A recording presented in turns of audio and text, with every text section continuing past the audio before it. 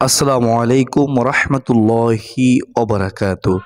প্রিয় ভাই ও বোনেরা, এই দুনিয়া এক পরীক্ষাগার।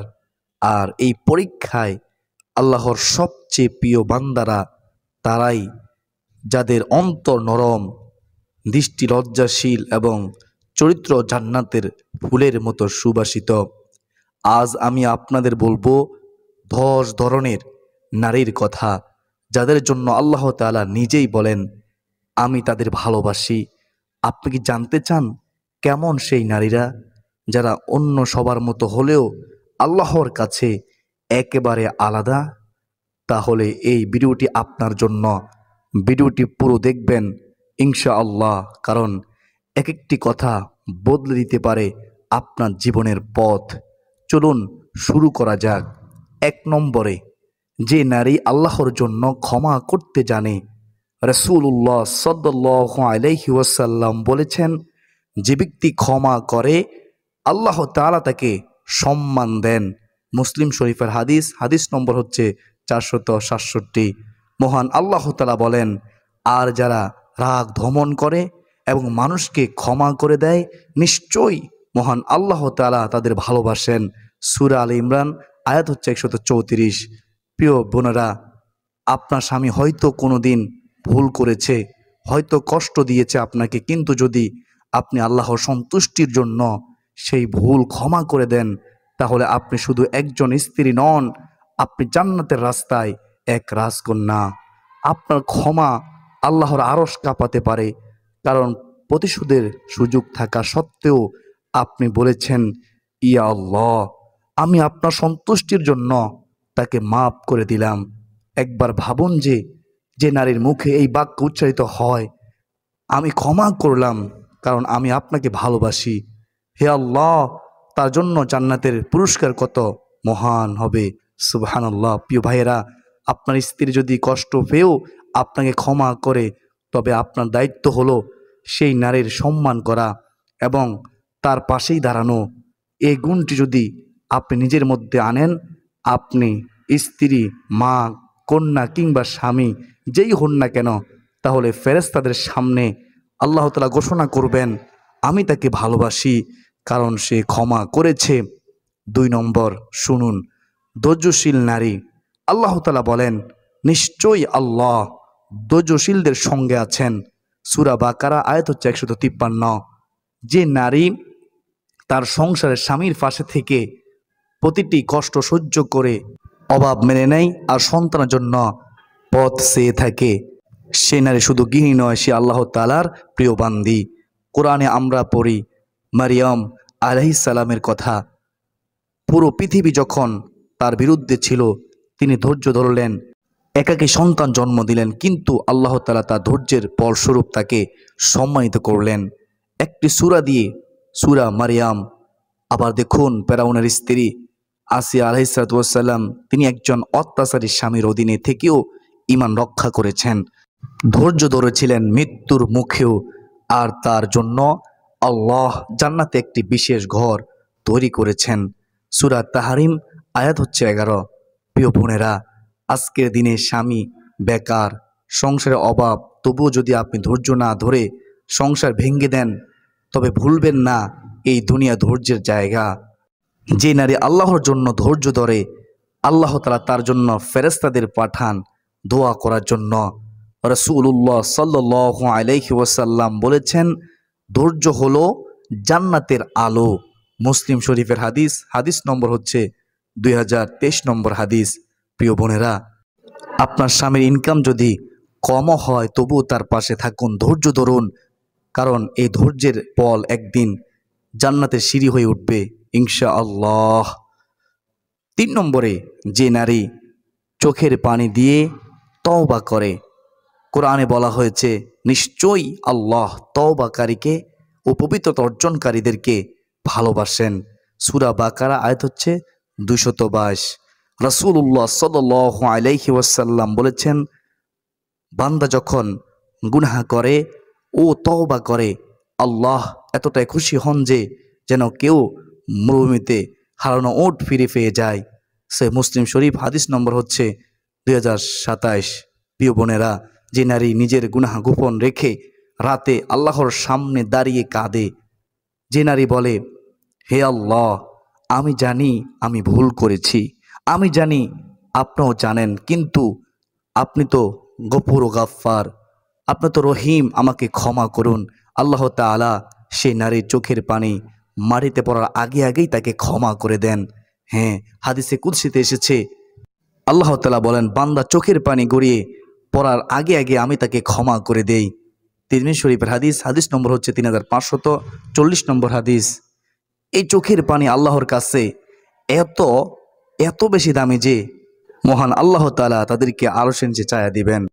সুবহানাল্লাহ। প্রিয় দর্শক, আজ আপনার জীবনে যদি ভুল থেকে থাকে, হারাম সম্পর্ক, গোপন পাপ, গীবত, আপনি যদি সত্যিকারের অনুশোচনায় কাঁদতে পারেন, আল্লাহ তাআলা আপনাকেও ভালোবাসবেন যেমন তিনি ভালোবাসেন সেই নারীদের যারা কান্না করে তওবা করে।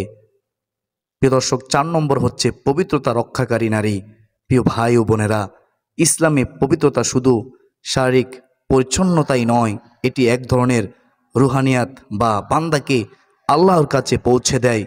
যে নারী অজু ঠিক রাখে, দেহ কাপড় পরিষ্কার রাখে, আর অন্তর শিরক গীবত হিংসা থেকে মুক্ত রাখে, সে শুধু একজন ভালো নারী নয়, মনে রাখবেন, বরং একজন আল্লাহর প্রিয় বান্দি, আল্লাহর ওলি। আল্লাহ তাআলা কোরআনে বলেন, আল্লাহ তাআলা পবিত্রতাদের ভালোবাসেন।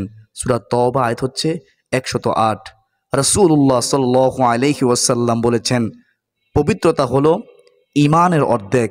সহিহ মুসলিম শরীফের হাদিস, হাদিস নম্বর হচ্ছে 223। কিন্তু আজকের সমাজে আমরা দেখি অনেক নারী গোসল ফরজ হওয়া সত্ত্বেও দেরি করেন, বাথরুম থেকে এসে পানি ব্যবহার না করে শুধু টিস্যুর উপর ভরসা করেন। প্রিয় বোনেরা, এটা কোনো আধুনিকতা নয়, বরং ইসলামের বিপরীতে চলা। রাসূলুল্লাহ সাল্লাল্লাহু আলাইহি ওয়াসাল্লাম বলেছেন, তোমরা ইহুদিদের মতো হইও না, তারা গোসলের নিয়ম পালনে অবহেলা করত, তোমরা অবহেলা করো না। দলিল তিরমিজি শরীফের হাদিস, হাদিস নম্বর হচ্ছে 609। আপনার পবিত্রতা শুধু আপনাকে জান্নাত দেবে না, এটি আপনার ঘরে বরকত আনবে, সন্তানদের হেফাজত করবে এবং আল্লাহর ভালোবাসা এনে দেবে। একটি ছোট অনুরোধ প্রিয় ভাই ও বোনেরা, যদি আপনি এতদূর পর্যন্ত ভিডিওটি দেখে থাকেন, তবে আপনি সত্যি একজন হৃদয়বান মানুষ। আমাদের প্রতিটি ভিডিও বানাতে অনেক কষ্ট হয়, তাই অনুরোধ করব, আপনারা যখনই আমাদের ইসলাম ভিডিও দেখবেন, আপনারা পাশে থাকবেন, আপনারা কমেন্টে আপনাদের মতামত জানাবেন এবং মানুষের কাছে শেয়ার করে দিবেন, মানুষের উপকারে আসবে আশা করা যায় ইনশাআল্লাহ। প্রিয় দিনদার মুসলমান ভাই ও বোনেরা, অত্যন্ত গুরুত্বপূর্ণ ভিডিও, একটু কষ্ট করে বাকি সময় আপনারা শুনেন মনোযোগ দিয়ে, উপকারে আসবে ইনশাআল্লাহ। বেহেশতের পথের ইউটিউব চ্যানেল সুপ্রিয় দর্শক, 5 নম্বরে হলো গীবত থেকে বেঁচে থাকা নারী। আল্লাহ তাআলা কোরআনে বলেছেন, তোমাদের কেউ যেন অপরের গীবত না করে। তোমাদের কেউ কি চায় তার মৃত ভাইয়ের গোশত খেতে? সূরা হুজরাত আয়াত হয়েছে 12। গীবত মানে হলো জীবিত ভাইয়ের গোশত খাওয়া। তারপরও আমরা গীবত করি, কিন্তু যে নারী এসব থেকে নিজেকে দূরে রাখে, নিজের জিহ্বাকে নিয়ন্ত্রণ রাখে, তাকে আল্লাহ তাআলা ভালোবাসেন এবং রাসূলুল্লাহ সাল্লাল্লাহু আলাইহি ওয়াসাল্লাম বলেছেন, যে ব্যক্তি তার মুসলিম ভাইয়ের ইজ্জত রক্ষা করে, কিয়ামতের দিন তার মুখে আগুন থেকে রক্ষা করবেন মহান আল্লাহ তাআলা। দলিল তিরমিজি শরীফের হাদিস, হাদিস নম্বর হচ্ছে 1931। আজ যদি আপনি গীবত না করেন, কারো দোষ না খুঁজেন, শুধু নিজের চরিত্র গঠনে ব্যস্ত থাকেন, তাহলে জেনে নিন আপনি হচ্ছেন সেই নারী যার মুখ গীবতের বদলে থাকবে জিকিরে পরিপূর্ণ। আপনি যদি কারো দোষ দেখেন, তার জন্য দোয়া করুন, কপালে হাত বুলিয়ে বলুন, হে আল্লাহ, তাকে হেদায়েত দিন এবং আমাকে গীবতের মতো পাপ থেকে বাঁচিয়ে রাখুন।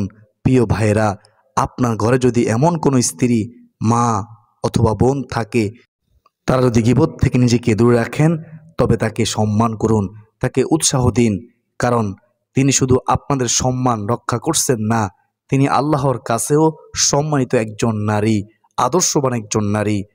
দোয়া, হে আল্লাহ, আমার জিহ্বাকে সৎ বানিয়ে দিন, আমাকেও আমার পরিবারকে গীবত থেকে রক্ষা করুন। প্রিয় দিনদার মুসলমান ভাই বোনেরা, 6 নম্বর হচ্ছে স্বামীর প্রতি সন্তুষ্ট নারী। রাসূলুল্লাহ সাল্লাল্লাহু আলাইহি ওয়াসাল্লাম বলেছেন, যে নারী এই অবস্থায় মৃত্যুবরণ করে যে তার স্বামী তার উপর সন্তুষ্ট, তাকে জান্নাতে প্রবেশ করাতে বলা হবে। তিরমিজি শরীফের হাদিস, হাদিস নম্বর হচ্ছে 1161 নম্বর হাদিস।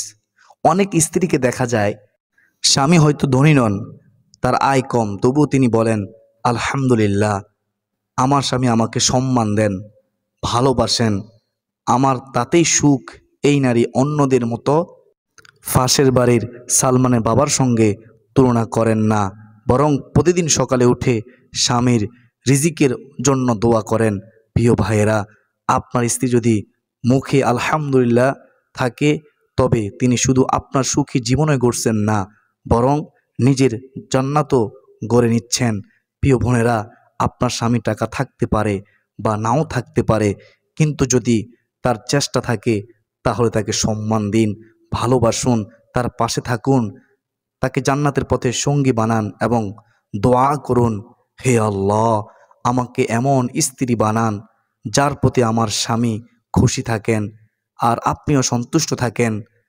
7 নম্বর, প্রিয় দর্শক শুনুন, পরপুরুষের দৃষ্টি থেকে নিজেকে হেফাজতকারী নারী, তাদেরকে আল্লাহ তাআলা ভালোবাসেন। প্রিয় ভাই ও বোনেরা, নারীর সৌন্দর্য শুধু চেহারাতে নয়, তার পর্দায়, তার লজ্জায়, তার আত্মসম্মানে। আজকের এই ফেতনার যুগে, যেখানে চোখের সামনে হাজারো কটু দৃশ্য সোশ্যাল মিডিয়ায় ছবি ভিডিও বেশি বেড়ায়, সেই জায়গায় যে নারী নিজেকে গুটিয়ে রাখে, নিজের শরীর, দৃষ্টি ও মনকে রক্ষা করে, তাকে আল্লাহ তাআলা অনেক বেশি ভালোবাসেন। আল্লাহ তাআলা কোরআনে নির্দেশ দিয়েছেন, আর মুমিন নারীদের বলো তারা যেন তাদের দৃষ্টি সংযত রাখে এবং নিজেদের লজ্জাস্থান হেফাজত করে। সূরা নূর আয়াত হচ্ছে 31। পর পুরুষের সামনে কথা বলার সময় যে নারী নিজের স্বর নরম করে না, আকর্ষণ তৈরি করে না, সুগন্ধি মেখে বাইরে যায় না, সে হচ্ছে সেই নারী যে নিজের প্রতি নয়, আল্লাহর প্রতি বেশি খেয়াল রাখে। প্রিয় বোনেরা, সমাজ হয়তো আপনাকে বলবে মডার্ন হও, কিন্তু আপনি বলুন আমি হেদায়েতের আলোতে হাঁটতে চাই। একবার আন্তরিকভাবে দোয়া করুন, হে আল্লাহ, আমাকে এমন নারী বানান যার পর্দা শুধু জামা কাপড়ে নয়, বরং হৃদয়, চোখ, দৃষ্টি, মন, সব কিছুতেই থাকে। সুবহানাল্লাহ। 8 নম্বর হচ্ছে ওই নারী, বাইরে সুগন্ধি ব্যবহার না করা নারী, আল্লাহ তাআলা তাকে অনেক বেশি ভালোবাসে। রাসূলুল্লাহ সাল্লাল্লাহু আলাইহি ওয়াসাল্লাম বলেন, তিনি স্পষ্টভাবে বলে দিয়েছেন যে যে নারী সুগন্ধি মেখে মানুষের মাঝে দিয়ে যায় যাতে মানুষ তার গন্ধ অনুভব করে, সে যেন ব্যভিচারিণী। নাউজুবিল্লাহ। আবু দাউদ শরীফের হাদিস, হাদিস নম্বর হচ্ছে 4170 নম্বর হাদিস। হ্যাঁ, আপনি ঠিকই শুনেছেন, ব্যভিচারিণী এই শব্দ কোনো হালকা শব্দ নয়। রাসূলুল্লাহ সাল্লাল্লাহু আলাইহি ওয়াসাল্লাম এভাবে বলেছেন, কারণ গন্ধ এমন একটি জিনিস যা চোখ না থাকলেও মানুষের মনে প্রবেশ করে। প্রিয় বোনেরা, প্রিয় দিনী বোনেরা, আপনি যদি বাইরে যাওয়ার সময় সুগন্ধি মেখে আপনি যদি যান, তাহলে সেটা কার জন্য? স্বামীর আনুগত্যশীল নারী নয়। প্রিয় বোনেরা, আপনার স্বামীকে খুশি করার জন্য সুগন্ধি মাখবেন, ঘর থেকে বের হওয়ার জন্য সুগন্ধি মাখবেন না, বরং নিজের ইজ্জতকে হেফাজত করুন। রাসূলুল্লাহ সাল্লাল্লাহু আলাইহি ওয়াসাল্লাম বলেছেন, যেই নারী ইজ্জতের হেফাজত করে তার জন্য জান্নাত অবধারিত, হাসতে হাসতে সে জান্নাতে চলে যাবে। সহিহুল জামে হাদিস নম্বর হচ্ছে 315। বেহেশতের পথের ইউটিউব চ্যানেল সুপ্রিয় দর্শক, এই দুনিয়া হয়তো আপনাকে বলবে একটু আতর লাগালে কি হবে, কিন্তু আপনার ঈমান বলবে আল্লাহ যদি পছন্দ না করেন তবে আমার কিছুই পছন্দ নয়। একবার ভেতর থেকে বলুন, অন্তর থেকে বলুন, হে আল্লাহ, আমাকে এমন নারী বানান যে নিজের দেহ নয় বরং ঈমানকে সুগন্ধি করে তোলে। একজন নারী যখন তার স্বামীর প্রতি আনুগত্যশীল প্রকাশ করে, স্বামীর হালাল আদেশ মেনে চলে, ঘরে শান্তি বজায় রাখে, সে আসলে কেবল স্বামীর আনুগত্য করছে না, বরং আল্লাহর সন্তুষ্টির পথে সে হাঁটতেছে। রাসূলুল্লাহ সাল্লাল্লাহু আলাইহি ওয়াসাল্লাম বলেছেন, যে নারী 5 ওয়াক্ত নামাজ আদায় করে, রমজান মাসে রোজা রাখে, নিজের লজ্জাস্থান হেফাজত করে আর স্বামীর আনুগত্য করে, তার জন্য জান্নাতের যে কোনো দরজা খুলে দেওয়া হবে।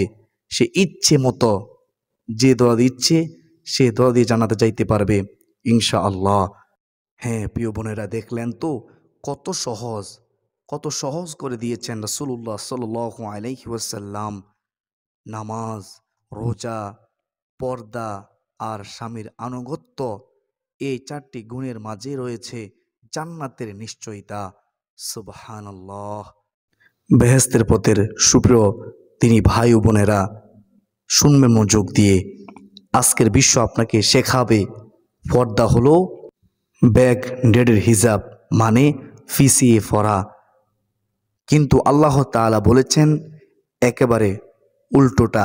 আল্লাহ তাআলা বলেন, হে নবী, আপনি আপনার স্ত্রীগণ, কন্যাগণ এবং মুমিন নারীদের বলুন তারা যেন নিজেদের উপর চাদর ঝুলিয়ে দেয়, এতে তাদের চেনা ও সম্মানিত হওয়া সহজ হবে।